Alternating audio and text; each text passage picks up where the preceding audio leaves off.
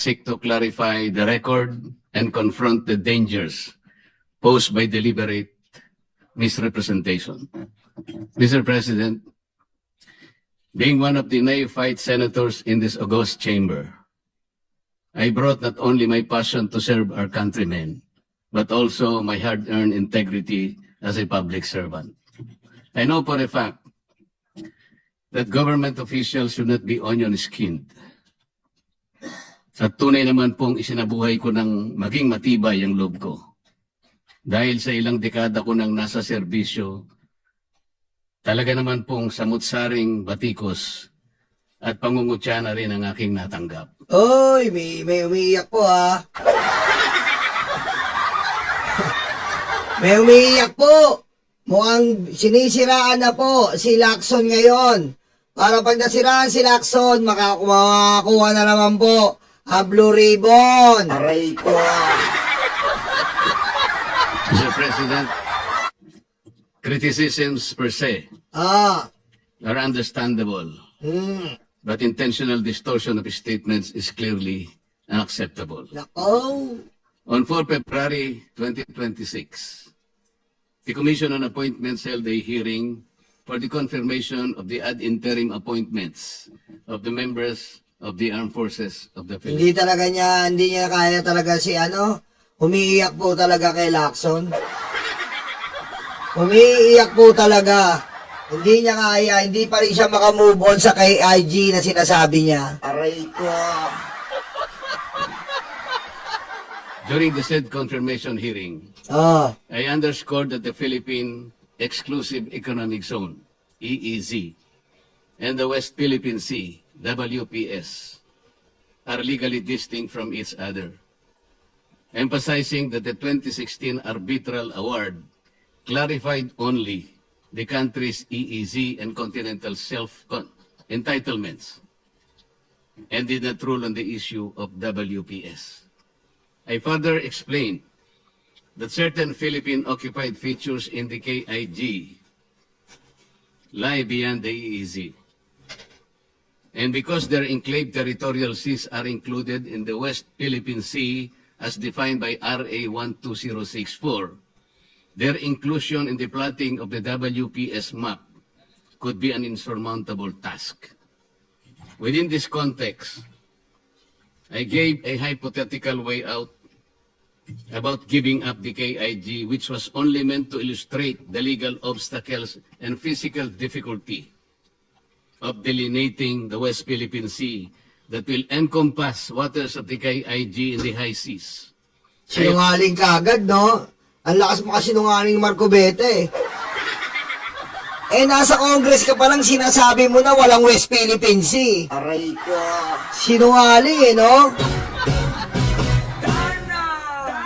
Sinungaling ka agad Nasa Congress pa lang ikaw, sabi mo walang West Philippine Sea. Kaya hindi namin bago pag sinabi mong wala lang kay IG. Chinador! Highlighting the dilemma rather than advocating abandonment. Then, on 5 February 2026, one of our colleagues in this chamber caused the publication through his official... Tingnan niyo po ito talagang siniraan niya na dito si Lacson. Todo na. Sinisiraan na nila ni Lacson. Tapos susunod yan, tutuloy nila yung paninira kay Soto. Tapos kanila na yung mayorya. Tapos harang na ang impeachment. Aray ko. Alam na namin yan, oy! Alam na namin yan. Sisiraan nyo naman si Lacson para sa Blue Ribbon makuha nyo. Para hindi makulong si Kulugong Joel, si Kulugong Jinggoy at Cheese. At yung mga bilyar na hinahanting ngayon ng DOJ. Tapos haakit yung impeachment ng Kongreso, haharangin nyo na naman. Alam na namin yan, oy! Social media account of a spliced and manipulated compilation of statements I have made during the aforesaid Commission on Appointments hearing. The said post presented a video compilation at sabay-sabay po nating panoorin ito. Kapatayan natin dito. for something that is not even within our EEC. Oh. Ang gawin natin po para madali, i-give up natin yung KIG. Oh, kita mo, ikaw mo nagsabi. Alam mo, madaming pwedeng sabihin. Pero ba't sinabi mong i-give up ang KIG? Aray ko. Anak ka ng butete naman, Marco Beto. Ang daming pwedeng sabihin, pero ba't sinabi mo i-give up ang KIG? Aray ko. Ang dami-dami pwedeng sabihin eh. Ayun ba ang solusyon? Ayun ba ang dami na iisip mo? Aray ko. Nag-govern pa rin yung international law. So atin yung Oh. Palayan Island Group. We call now on Captain Jess B. Pilar, Philippine Navy, the most senior among the officers now under consideration. Meron po tayong mga isla na occupied natin ngayon. Ito yung Kalayaan Island Group. Ngunit, Yung pinapakita niya po, yung in-upload ni Ping Lacson. Ang pinapakita niya po dito, in-splice daw ni Ping Lacson, pinakita yung upload ni Ping Lacson. Talagang tinitira nila ang mayorya ngayon. Oh. Nangangamoy tae na naman ang paninira para kay Sara. Alam na namin yan. Sisirain nyo na naman yung mayorya. Tapos next week o kaya ngayong week, meron na namang kudita. Oh. Di ba? Ganyan na naman po eh. Ganyan po. Ano po yung nangyari kudita nakaraan? Dahil kay Lacson uli. Di ba? Yung tatlo. Yung nilagay niya sa draft, Blue Ribbon draft. Ngayon, eto na naman ang bibigyan nila ng issue para may kudita. Aray ko. Nakukuha nyo? Bagong issue na naman to para magkaroon na naman ng kudita. Aray ko. they are way beyond our EEC. Wala doon sa limit ng ating exclusive economic zone. Being a member of the armed forces, our seas, our rights, and our future, and we just stick to what is legally ours, what is stated in our law, sir. I'd like to congratulate you for responding very well to the questions of the Honorable Marcoleta. At first glance, Mr. President, the video may appear to convey precisely the narrative it was designed to suggest. However, that impression is fundamentally misleading. Recognizing the implications of such a portrayal, I formally wrote to said colleague and sought clarification as to the purpose and intent of publishing a spliced video which seemed to have deliberately tweaked the import of my statements and portrayed in a manner as though I was advocating the surrender of a portion of our territory. Ayan po yung aking sulat, Mr. President, a one-page letter. Ayan naman po yung 3 pahina na sagot sa akin, Mr. President. In his reply letter, he characterized my concerns in this manner, and I quote, "Allegations that the video excerpt was deliberately crafted to mislead or that it was altered to deceive are serious in nature and demand substantiation. None has been provided." I strongly agree. I strongly disagree, Mr. President. The substantiation lies in the record itself. The official transcript and the unedited proceedings plainly demonstrate how my statements were taken out of context. Napakaiyakin naman nito. Iyakin sa post. Ano ba to? Ba't ganun? Dapat, kapag ano ka, di ba sinasabi, kapag ikaw ay public official, hindi ka iyakin. Anak ng weting, oh. Ano ba naman to? Ba't ganito naman tayo kaiyakin? Ano ba naman yan? Aray ko. And presented in a manner that materially altered their meaning. Ilalantad ko po ito maya-maya ng konti, Mr. President. Nako, may Further mga, stated may expose pa, may pa-expose yarn, Aray ko. Grabe, no? Pero yung mga Duterte na nagpapakalat na mga alipores niya kasama si Robin, hindi niya sinisita. Aray ko. Diba? Yung alipores niya, mga ka-Duterte black niya, mga fake news, lalo na si Amy Baba, aba, hindi niya sinisita. I quote, For your information, I do not exercise editorial control nor oversee the day-to-day uploading of content on the said page, which is maintained by my office as part of our regular public information efforts with materials drawn from official and publicly verifiable proceedings. Again, I strongly disagree, Mr. President. Even if he does not exercise direct editorial control, responsibility still lies with his office for ensuring that the materials they publish accurately reflect the context and intent of the proceedings. Hindi po pwedeng sabihin, hindi ako ang direktang gumawa. This is a clear attempt to shift one's responsibility, so stated by our colleague in his letter. Sa batas at prinsipyo ng pamamahala, may tinatawag na command responsibility. Hindi maaaring maghugas ng kamay ang operator ng taxi or jeepney kapag nakasagasa ng kanyang driver sa ilalim ng batas at ng prinsipyo ng vicarious liability. Ang operator pa rin ang nananagot. True, Nilo. Kala mo matapang magsalita, pero iyakin naman pala. Diba? Malakas mambus ka. Pag binus ka, iyakin naman pala. Aray ko. Dahil siya ang nagmamay-ari ng prangkisa at namamahala ng mga sasakyan. Ganon din ang may-ari ng karinderya. Kapag may na-food poison, dahil sa pagkaing inihain, hindi niya maaaring ituro ang kusinera at sabihin, siya ang nagluto. Sa mata ng batas, ang may-ari ng karinderya ang may pananagutan sa kalidad at kaligtasan ng pagkain. Sa paghahalin tulad po, Mr. President, sa kaso ng driver at kusinera, kahit ang lahat ay nangyari nang hindi sinasadya, nananagot pa rin ang may-ari. Sa kaso ng splice video, na maliwanag namang sinadya, lalong dapat managot ang may-ari, lalo pa kung siya ay talaga namang sangkot sa paggawa nito. Lastly, said colleague maintained that the video merely reflects what was posted in the Commission's official broadcast, and I quote,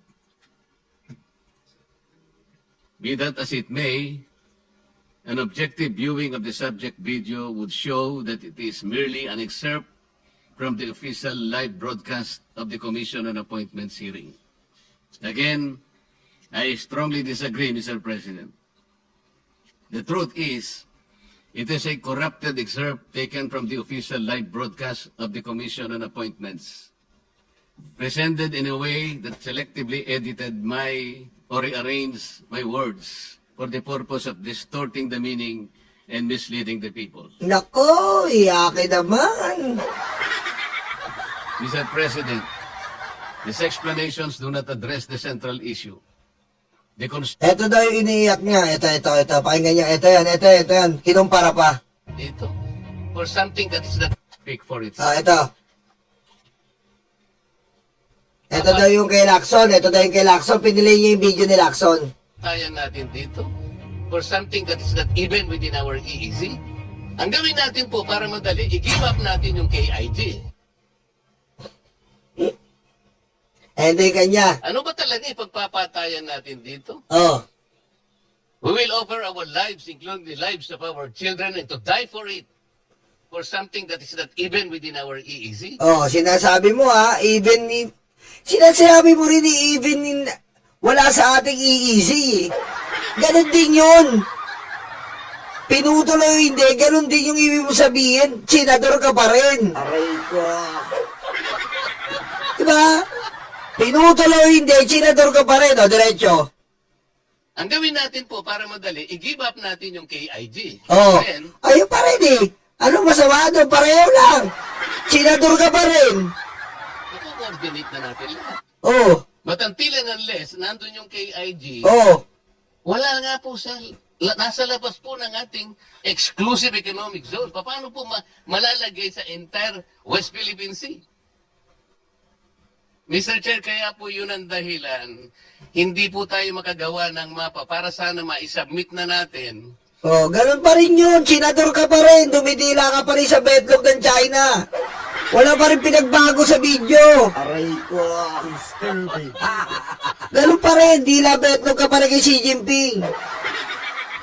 And in our lifetime, we will able to see doon sa entire stretch ng South China Sea, lalabas doon ang West Philippine Sea. Ang video na nasa kaliwa, Mr. President, ay nagmula sa Facebook page ng ating colleague.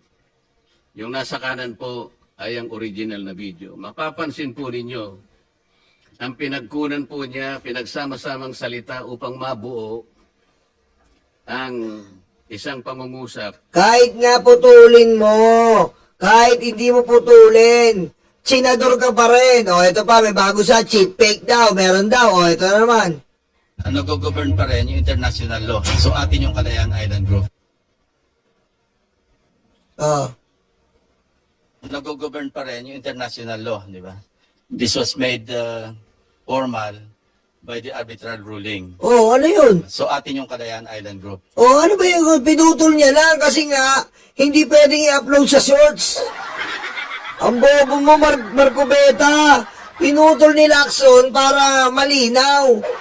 Tsaka, teka lang ha, wala kang pakialam kung ayun ang gustong gawin ni Ping Lacson, kung putulin niya ng konti lang sabihin mo, or upload niya yun eh. Aray ko.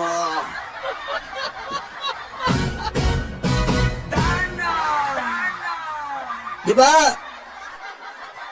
Ang usapan doon, yung context. Yung context. At yung pinaka-context na, senador ka. Yun yung Marco Beta. Oh. Yun ang context eh. Senador ka. Yun din ang gustong palabasin ni Lacson. Senador ka. Huwag kang iiyak. Aray ko.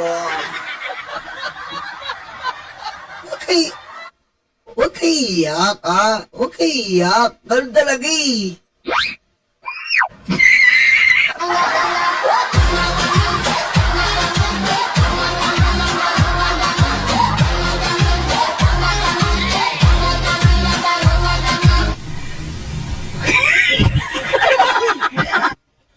Dami pa dito. Ito pa.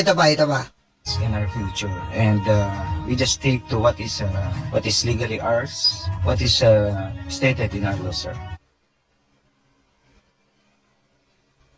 The department believes that escalation, even in public messaging, should be undertaken only when it advances clear strategic objectives and the national interest.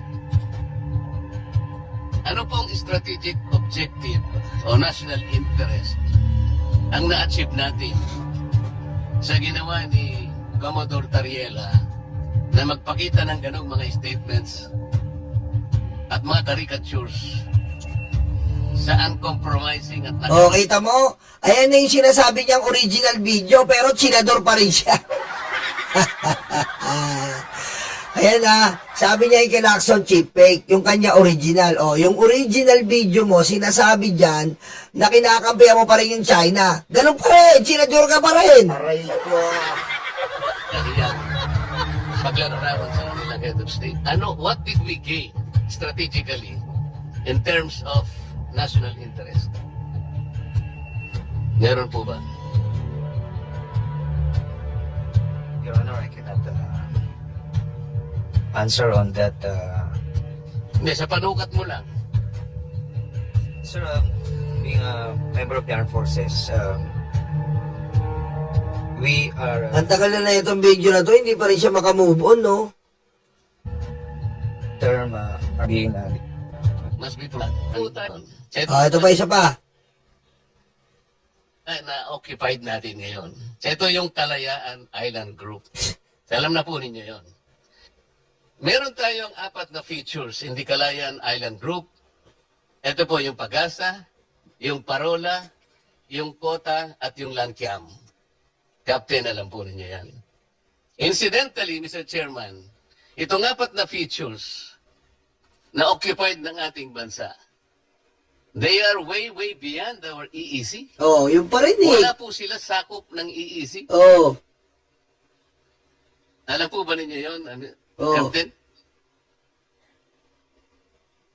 oh, ganun pa rin yung mo. Sa mga Ganun pa rin sa mga video mo eh. Chinador ka pa rin eh. Walang pinagbago. Chinador pa rin. Aray ko. video clips na yan po, Mr. President, yan na po talaga nagkagulo-gulo. Ang mga pahayag kong ito ay matatagpuan sa page 19 at page 20 ng TSN, kung saan aking tinalakay ang Calayan Island Group at ang saklaw ng arbitral ruling. Ayan po yung mga salita na nasa nakukulayan ng kulay dilaw na kanilang pinagdugtong-dugtong para magawa po yung isang pangungusap na nandyan po sa pink color.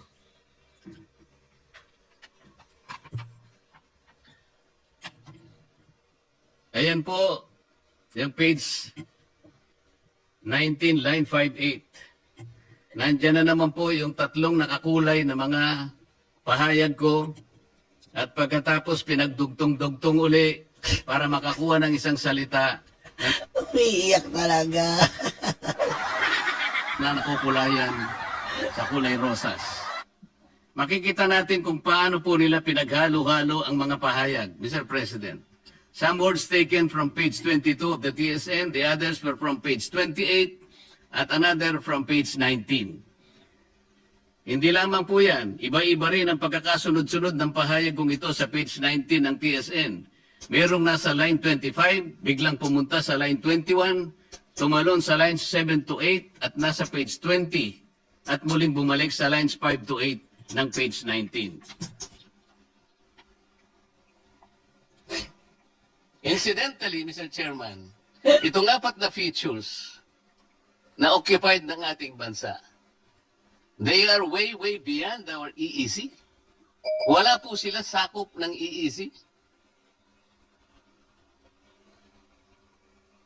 Meron po tayong mga slides. Oh, dito na tayo. Mga slides na nakikita po natin, Mr. President. Makikita rin natin kung paano umalingaw-ngaw ang epekto ng nasabing splice video sa iba't ibang TV networks, pahayagan sa social media, at sa mga kilalang personalidad sa politika. Umiiyak daw. Kasi kayo, sinare nyo kaagad eh. Umiiyak tuloy. Sinare nyo kaagad. Trending kasi yung kapag ka-chinador niya. Aray ko. Kayo pala may kasalanan na ito eh. Ha? Kayo may kasalanan. Ha? Eh, hindi ka naman kasi magkakaganyan, pinuka ka. Hindi ka magkakaganyan kung kinakampihan mo yung bansa mo. Aray ko. Di ba? Hindi ka magkakaganyan kung kinakampihan mo yung bansa mo. Nasa isang inedit at pinagputol-putol na presentasyon, nabuo ang isang naratibong mabilis kumalat. Agad pinaniwalaan ng ilan at walang habas na ibinahagi nang hindi sinuri ang kabuuang konteksto ng aking mga pahayag. Iyak. Eto pa, yung pati yung post ni Lacson. Talagang binabantayan niya si Lacson, parang guard dog to. Sit, dog. Sit. Bark, dog, bark. Aray ko. Eto naman, yung post. Eto po, isi-share niya po yung post ni Lacson. Yung post ni Lacson, eto naman. Pakinggan natin. Ika-16 ng Pebrero Ah. 2026. Kagaya po ng nakikita po nyo, muling naglathala ang nasabing colleague sa kanyang official website at sa kanyang Twitter account tungkol sa aking plano na pagsasampa ng ethics complaint na tila ba may pangungutya pa nang sabihin niyang hindi raw siya marunong mag-splice ng video. Oh, tigiyakin na po, sumbungero sa... Sumbungero yan? Aray ko. Ano ba to? Sumbungero? Tama si, Marcy Irene. Sumbungero, bala kabayo? Yung sumbungero? Huwag niyo ba na kayo susumbong? Turuan pa siya. Ayan po ang nilagay niya. Ang ganitong pahayag na wari pagbibiro ay isa lamang paraan ng pag-iwas, ngunit halata naman na ang paratang ay hindi naitanggal. Ano ba to? Parang senador ba to?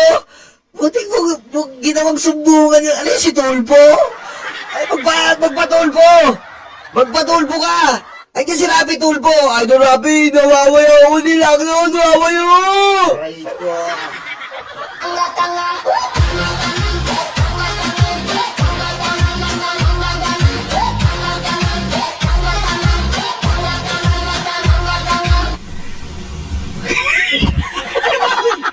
Tawa si Chinita ako. Parang ano, inawgawan ng candy. Ay, no, Rapi! Nabi ako! Ano to? Rapi Tulfo ba to? Ha? Ano to, Rapi Tulfo? Aray ko. Ginoong Pangulo, kahit pa marunong akong mag-splice o mag-edit, kailanman ay hindi ko ituturo kung ito ay gagamitin sa kamalian na magdudulot ng kalituhan. o Alam mo, kapal- mayroon kay Marcoleta, nakikita niya yung dumi ng iba, pero yung dumi niya, sobrang dumi. Yan ang mahirap sa'yo eh. Hindi mo nakikita yung dumi mo. Ha? Ang dami mong pinagsasabi. Doon pa lang sa dumi mong sinabi mo walang West Philippine Sea. Sige nga, paano mo papaliwanag yun? Walang West Philippine Sea. Aray ko. Oh. Kaya lang mahirap sa'yo eh. Nakikita mo yung dumi, tapos pag sinita ka, iiyak-iyak ka. Anak ng wedding na senador to, oh. Sumbong tulpo eh. Aray ko. Makan sa akin kapwa. Ang sabi nga niya, ang tama ay ipaglaban. Ang mali ay labanan. From his own words, his own slogan, his own political battle cry, Kakaya to. let us walk the talk, Mr. President. He did not stop at posting the spliced and misleading video. He continued to publish and disseminate statements on the same issue, repeatedly insinuating that I intended to surrender a portion of the country's territory, portraying me as a villain and himself the hero. Totoo naman Ang eh. kulit. In his interview with DCBB 594, Puti ko, pati interview ni Lacson, sinundan. Sama nga yung sabi ni Lacson, stalker ka eh. Aray ko. No, tama yung sinabi ni Lacson, stalker ka. Stalker ka ni Lacson. Aray ko. February 5, 2026, posted on his official YouTube account. He once again talked about the same topic. Ito po, Kaya na naman, oh. Kaya na naman. Oh. nang narinig ko, sabi ni Senator Marcoleta, na ipamigay na lang natin, hindi ako nakapigil. Doon, kailangang liwanagin natin kasi atin yan. At may basihan kung bakit atin yan. Sabi niya, sa labas ng EEC, di ko matanggap yan kasi nandoon na may mga Pilipino sa Pag-asa Island. Yeah. On February 7, 20... Parang ano, lahat sinusumbong si Lacson. Puro Lacson. Obvious. Lahat ng sumbong niya kay Lacson, oh. Aray ko. Ano ba tayo, stalker? 26 sa nakikita nating social media post. Ayan po, Mr. President. The same colleague once again utilized his official Facebook page, website, and other social media accounts and published an article discussing the Kalayaan Island Group, asserting that relinquishing it would be tantamount to surrendering the entire nation. Through this subsequent posting, he reinforced the same insinuation and misleading narrative previously advanced. A narrative anchored on a distorted interpretation of my statements rather than on the true record of the proceedings. This development, Mr. President, naturally raises serious questions. What objective is being served by repeatedly advancing this narrative? Bakit tila ako ang palagi niyang tinatarget?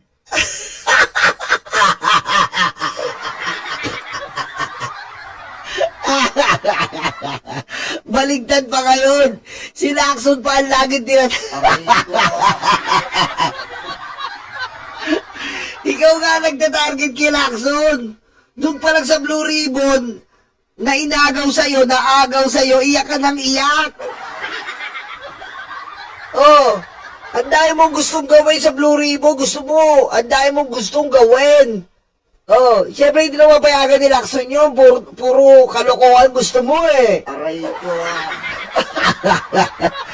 Umiiyak ka. Ano ang tunay na layunin ng patuloy at piling pagtutok laban sa aking mga pahayag at paninindigan?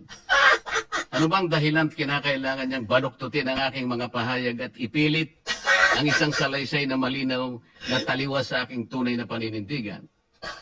Mr. President, truth cannot be distorted by editing, nor can integrity be blemished by manipulation.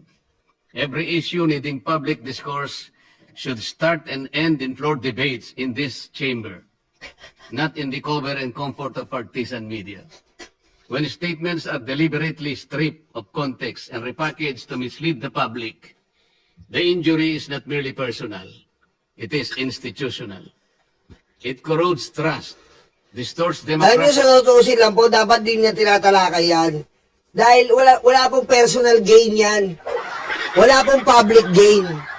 Wala pong kapakinabangan sa taong bayan. Kabobohan yung gumagawa ng ganito, tandaan niyo po yan. Kabobohan. Kapag pupunta ka sa plenaryo, hindi ka para sa sarili mo. Para yan sa taong bayan. Oh. Hindi yan ginagamit, paninira yan ng sarili mong, ng kapwa mo senador na ginagawa mo ngayon. Aray ko. Ano ba mapakinabang namin dyan? Ano ba mapapakinabangan ng taong bayan dyan? Ganyan kabobo yung Duterte Black? Pagayin mo sa BBM. Tutok.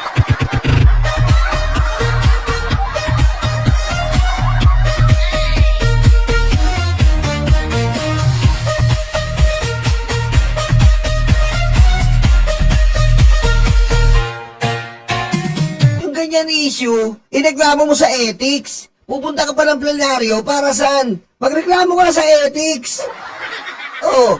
Ngayon, ginagamit mo pa yan. Imbis na yung iba dyan, tinatalakay, yung i-endorse nilang batas. Imbis na yung iba dyan, tinatalakay, yung amyenda ng batas. Imbis dyan, tinatalakay, yung ibang batas na makakatulong sa ating mga kababayan.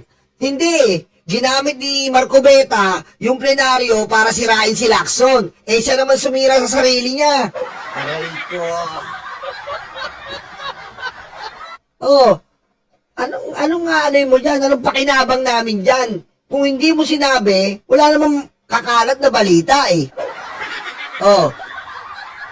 Diba? Kung gusto mo yan, ikaw ba rin nagsabi doon? Hindi ka naman chairman ng National Defense. Pumunta ka doon. Nagbida-bida ka doon. Oh, wala ka naman doon eh. Inupuan mo doon, yung Committee ng National Defense. Oh, nagsalita ka tungkol dyan sa KIG. Eh kung hindi mo naman sinabi yun, may pagbabalita ba? Ikaw ang gumawa ng sarili mong bangungo tapos iiyak-iyak ka. Aray ko. Debate and undermines the very standards of fairness this chamber is duty-bound to uphold.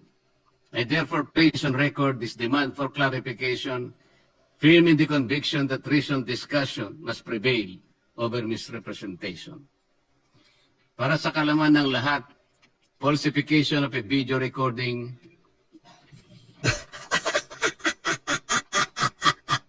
Mukhang magkakaso pa yata. Ang falsification daw ng video, magkakaso pa yata. Magkakaso? Oh. Oh. was evidence.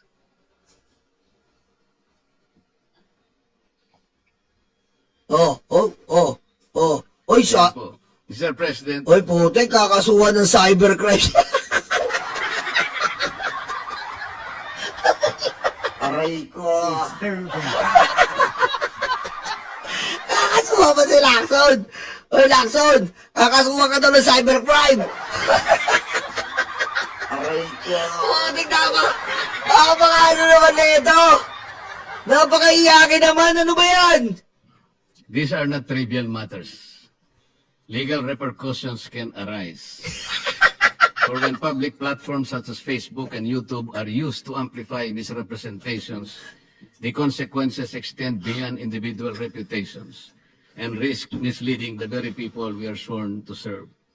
Such acts may constitute violations of Cybercrime Prevention Act of 2012, particularly under provisions of penalizing online libel and the spreading of false information through video forgery and tampering.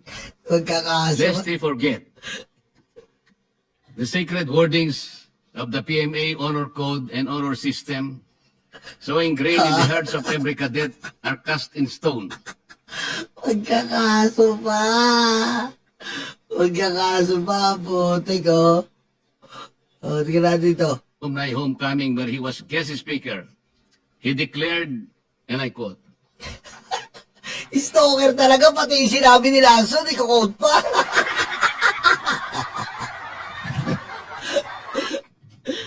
if the test of courage and loyalty transpires during times of danger, integrity is tested in positions of power and influence, especially when no one is looking.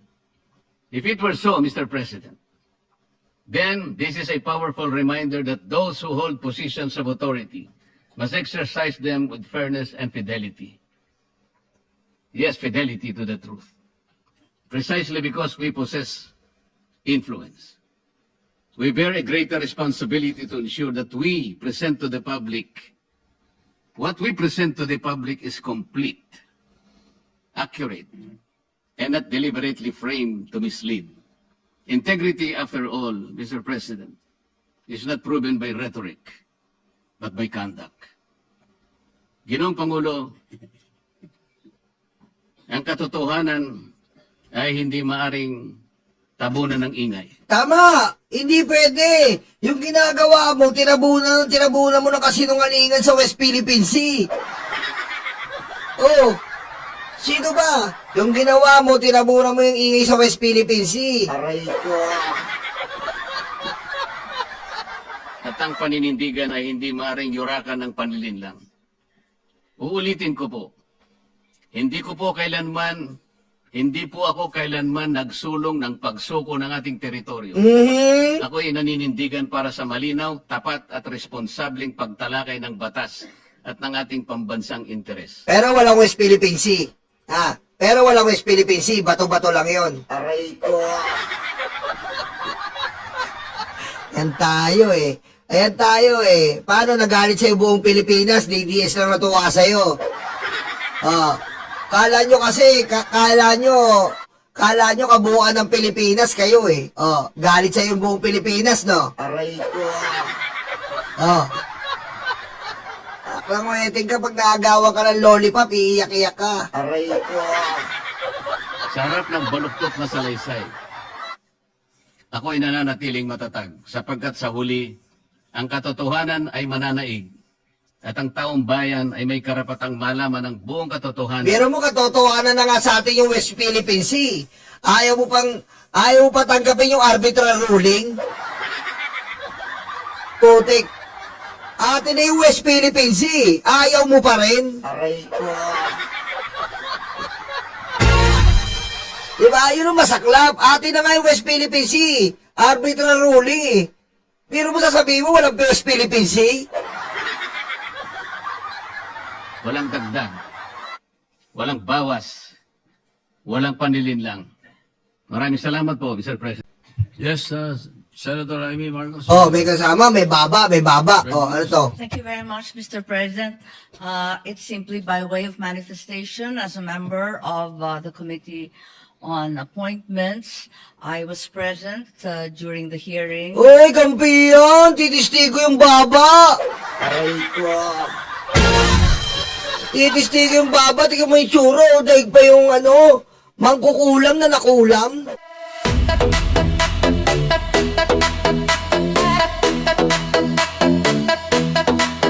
Takot na ang mga aso, dumarating ang mga kaso.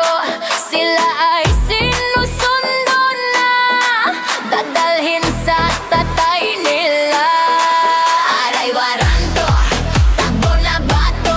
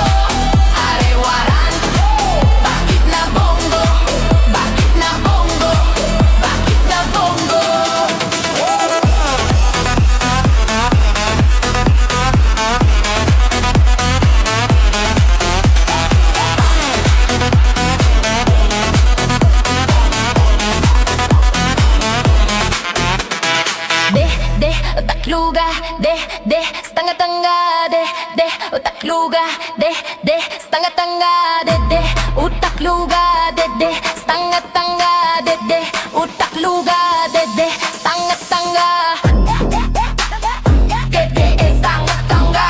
De, stanga-tanga. De, stanga-tanga. Agay warang.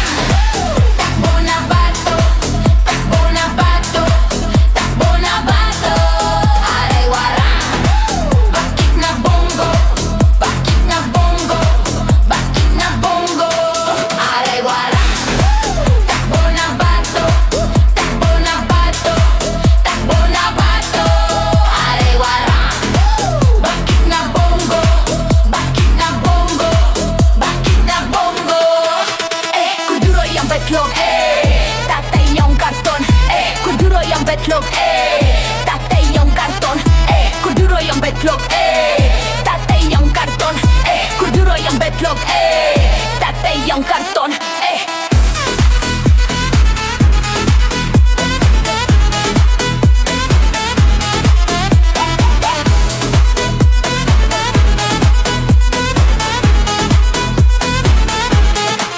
Aray waran, tagbo na bato, tagbo na bato, tagbo na bato. Aray waran, bakit na bongo, bakit na bongo, bakit na bongo.